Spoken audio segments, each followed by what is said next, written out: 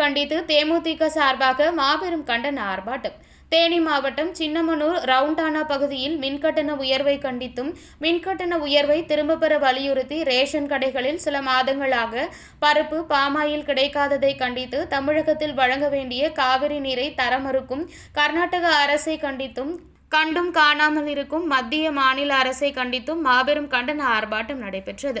இந்நிகழ்வில் தேனி மாவட்ட செயலாளர் கிருஷ்ணமூர்த்தி அவர்கள் தலைமையிலும், சண்முக சுந்தரம் கழக மாணவர் அணி செயலாளர் கண்டன உரையாற்றினர். ஆர்ப்பாட்டத்தில் திரளான தேமுதிக நிர்வாகிகள் மற்றும் தொண்டர்கள் கலந்து கொண்டு சிறப்பித்தனர். நகர கழக செயலாளர் முருகன் நன்றி உரை வழங்கினார்.